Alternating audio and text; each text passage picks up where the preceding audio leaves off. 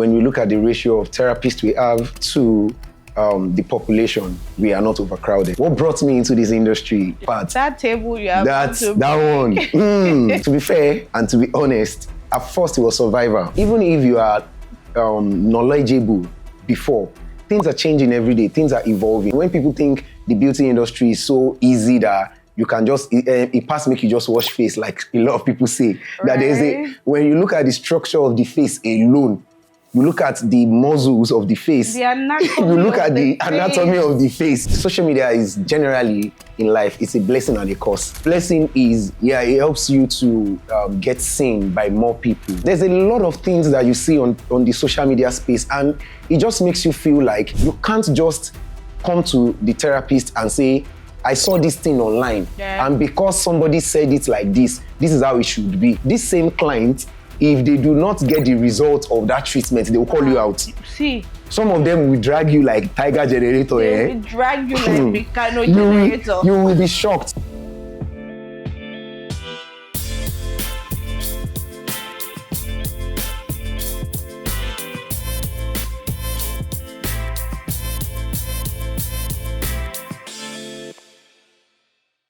Hello everyone, welcome to the CubbyCays experience. Today with me I have a guest and I'll leave him to introduce himself. Hello. Hi, you look good. Thank you, you're looking beautiful as always. Thank you. My name is Ayonfe Damilare Olaniyi, also known as Mentorship. I'm a certified massage therapist, reflexologist and esthetician. Amazing. Thank you. That's good to know. So you're the first person that we're inviting on the show today. Not today really, like the first person. I've always been the one taking the videos and everything alone. So how does that make you feel? Feeling super now. Thank you. Okay, so it's very good that we're both in the beauty industry. So I would want us to have some chit chat about so many things. So today we're talking about if the beauty industry is actually overcrowded. What do you think about that? I wouldn't say overcrowded, because somehow it is overcrowded, and in the other parts, when you look at, if we have, take for instance the landscape of Nigeria having over 200 million people, and when you look at the ratio of therapists we have to the population, we are not overcrowded. But in terms of professional therapists, when we look at that part, that table you have, that one. Okay. Okay, so before we get deep into the conversation, let's get to know you. So introduce yourself properly. What made you go into the beauty industry? Wow. What brought me into this industry? Yeah. To be fair and to be honest, at first it was survival.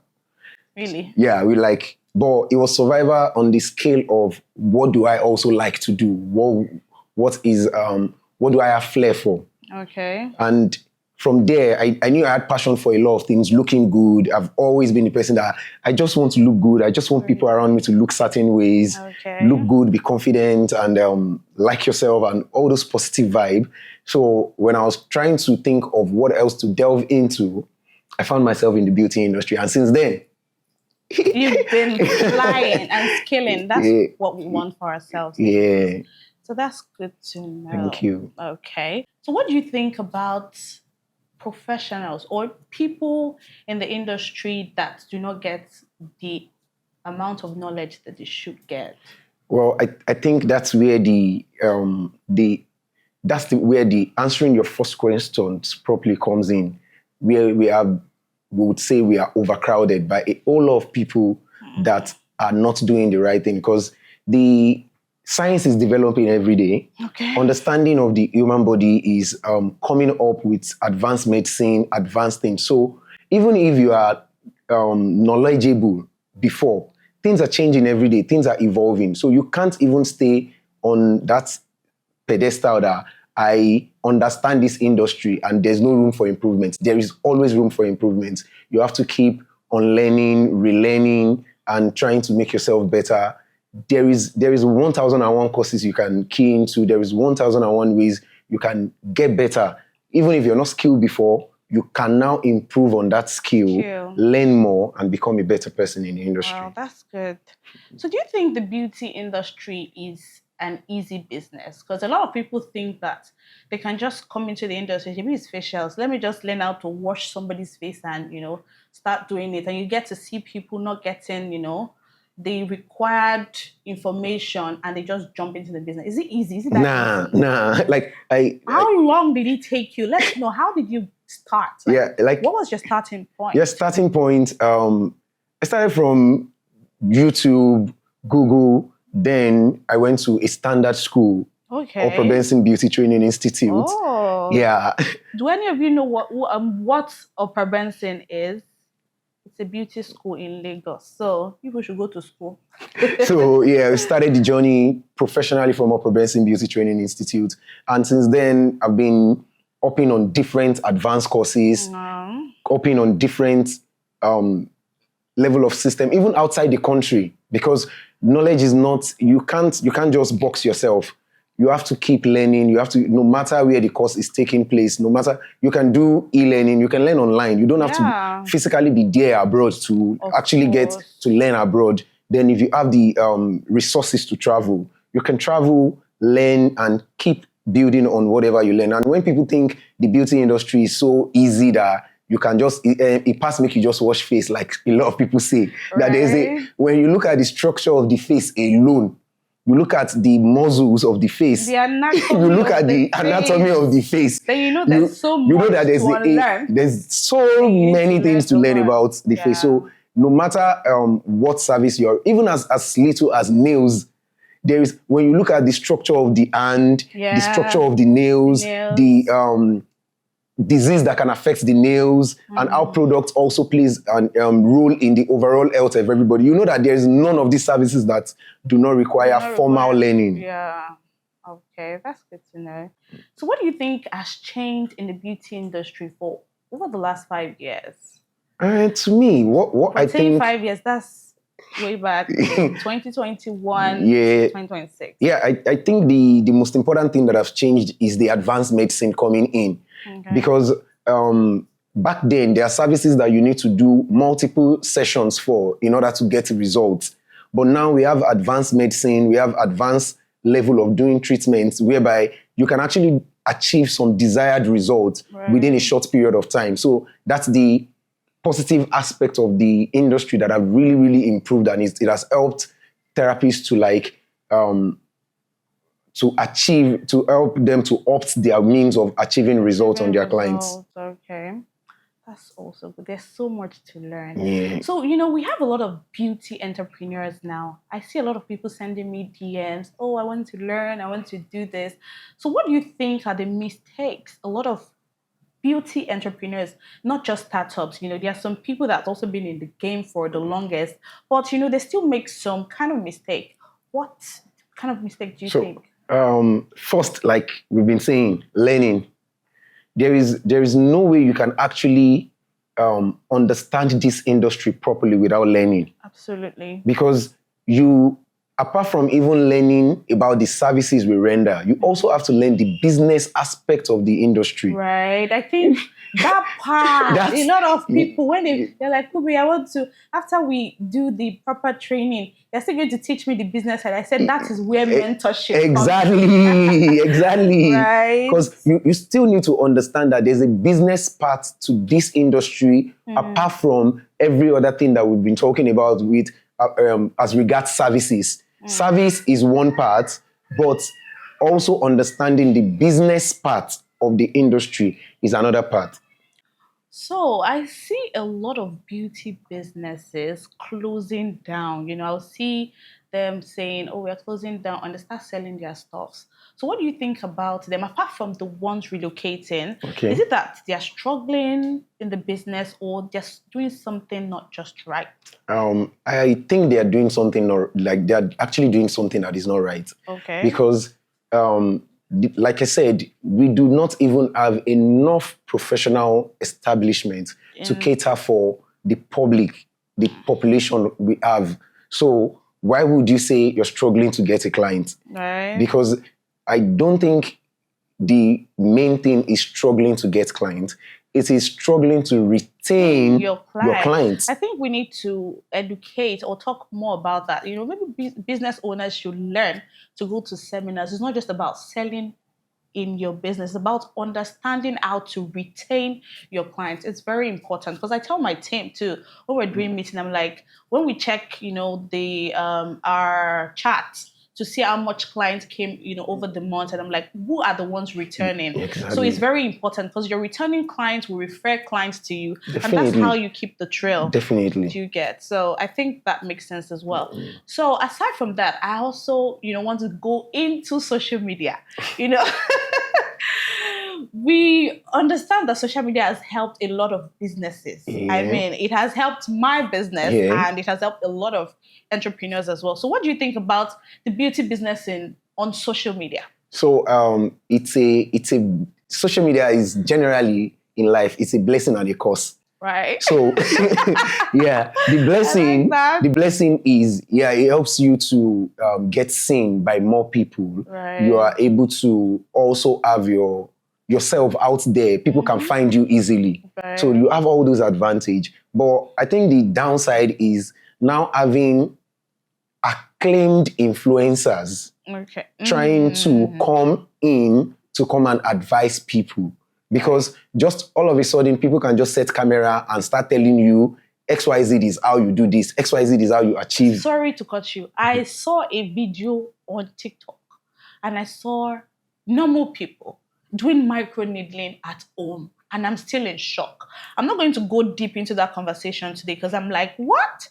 Why are you micro needling in the house? Like, there's a lot of things that you see on the social media space, and it just makes you feel like less of yourself sometimes if you're not very careful, because you'll be like, why are you people doing this to us? Why? Like, Why? this is our life that you people are just trying to mess with. Because these are people's professional thing that they do to take care of themselves. And apart from the passion. From the passion, we also do it to take care of ourselves and foot our bills and all that. Yeah. So when you come and mess it up, like, don't you think you're doing, like, how would you imagine I come to your house and I just start pouring dates everywhere? Like, that's how it feels. You just cringe at some things when you see them on social media space. Like, why are you people doing this to us? Why are you doing this Why? to us, we beautypreneurs? Yeah, that's good. It makes a lot of sense. So we see a lot of beauty trends on social media too, I don't want us to go there, like 5 steps, 3 steps, like at this trend helping people at home, because I see a lot of people going into social media to pick one thing to learn. Okay, this person said we should use the toner first before the exfoliant, or we should use the sunscreen second. These beauty trends, how have they affected this industry? So, like, I used to tell people, like, especially therapists, that you should also be in control. So we also, as professional therapists, need to put out more content, because when you do not have enough professional content for people to digest, you give room for this unprofessional content to actually thrive. When you look at it from the point of, I tell people, you can't go to the hospital and tell a doctor, I have a headache, give me paracetamol. The same way, you can't just come to the therapist and say, I saw this thing online, and because somebody said it like this is how it should be. You cannot come and dictate to us, and you cannot come and tell us what to do. Honestly, I'm sorry to cut you. Clients or people have problems with paying consultation fee. How does that make you feel? Because for me, you can't come into my practice and not pay my consultation fee, because I am a professional and I'm giving you every details that you need to know about that procedure. So they come and I'm like, I know what I'm doing. I know what I want to do. Just microneedle for me, or I want chemical peel. You want a chemical peel without a consultation. How does that make you feel? Have you encountered that? I get that a lot. And what I just used to, how I look at it is, you would not, there are some things that are just too abnormal and it does not make any meaning, like trying to argue with people on. How can you understand a condition without proper assessment? Right. The only way I can understand a condition and be able to provide proper solution is by proper assessment. how do I assess without consultation? So the treatment is as important as consultation. Sure. So if there is no consultation, how would there be a proper treatment? Bearing in mind that this same client, if they do not get the result of that treatment, they will call you out. See, some of them will drag you like tiger generator. they will drag you like Meccano you generator. will be shocked. So you can't escape. You don't mix up that part. There has to be a proper consultation because the treatment is as important as the consultation also. That's true. So, while we're talking, something else came into my mind and I'm like, okay, let me ask you. We see a lot of trends. We're going back to beauty trends again. And, sometimes some of these creativities are from a particular individual. You just sit up, think about something. I'm like, okay, let me just push this thing, to push my brand. So when you see other people copy your trends, how does it make you feel? Because, I think about something, I'm like, okay, let me do this. And you see it all over social media. I'm like, let me first start this thing now. Why are they doing it? Well, what I felt about that is because the industry is evolving, right? People are always learning from you. In everyday life, you're like a book that people study. So when you do things and you see people copy it, you might look at it from the business part of it. This is supposed to be me, but when you look at it also from another part, it is ownership. You started it. Nobody can take it away from you. They saw it from you first. Nobody can take it away from you. But because we're also in an evolving industry, we would give room for people to actually like pick one or two from us. I see some people pick my post with my brand name and logo and they use it without even saying, I picked this thing. There's no credit to you, tagging you on it. And you see it a lot. And sometimes I feel some certain ways, but I just feel like, well, we are sharing this thing also for people to learn and improve on. So we can still excuse it for now because the industry is evolving. But I'm sure we'll get to a point where when we are monetizing things properly, people need to understand that there's trademark. There is also the legal aspect of the industry that we are not always looking at. But when you look at the legal aspect of this beauty industry, we will understand that a lot of things there has to be copyright ownership. You have to own a lot of things because I can't start something and you are feeding off it and I'm not getting due credit from it. It does not make any meaning. So, but for now, because we are all still saying... Or is it because we are in this part of the world? Definitely. being in this part of the world also plays a major role where there's no proper copyright and there's no proper... So I feel if you trademark your things, for instance, like you trademark your name now, you know that anybody that use that name, you are liable to sue them and get something. Has been TM. So if you copy my niche or use my name, I'm going to sue you guys. Exactly. So people need to understand that the fact that you pick things from us and you use does not mean we don't have legal backing sometimes. We just allow you to enjoy and slide away. But then when we actually want to come for you, like there's a lot of things we do that there is legal backings to it. We have legal documents for a whole lot of things we do. The name is trademark. The business is trademark. Some of our slogans, some of our content, they are trademarked. So don't worry, we can come for you anytime. In your dream, safe, we can come for you. Right. So that brings me to asking you, what do you think about branding? When it comes to, a lot of people, they prioritize branding more than the actual skill itself. Sorry to shake this table. So you see the aesthetics, you see the beautiful space, you see the beautiful office, and they have like this proper branding. But when it comes to what you have to give, it's empty. Not literally, I don't want to say it's literally empty, 0 over 100. Let's say, 4 over 10. What do you think about branding the internal part, but the skill itself is shaky? I think that's where we go back to why some business are closing down.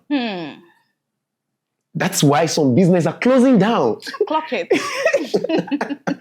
Because let's be honest, you can't just look at it's also like the same thing affecting restaurant.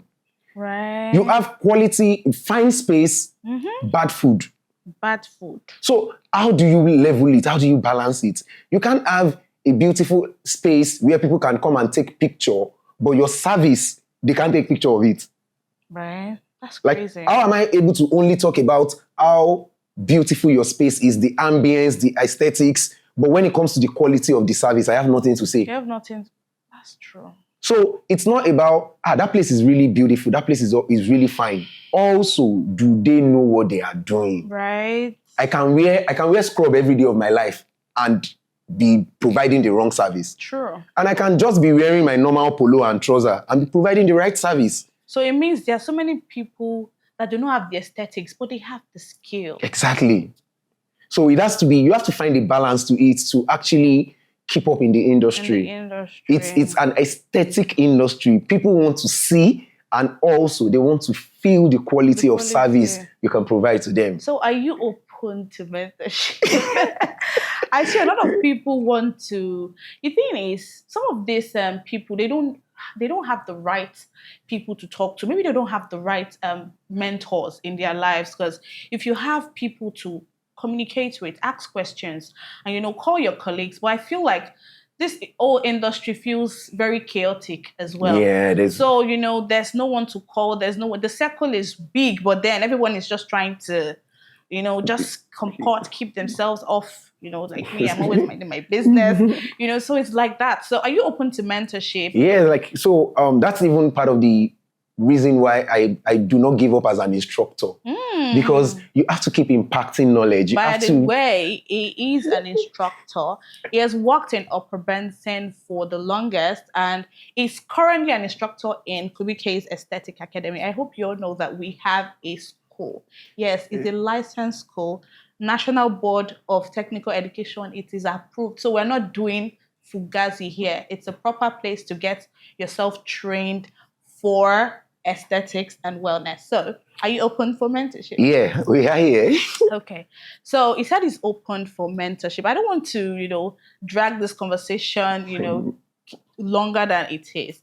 So it's honestly nice having you here. Thank you. And I hope you all, have one or two things that you're able to get from this whole podcast.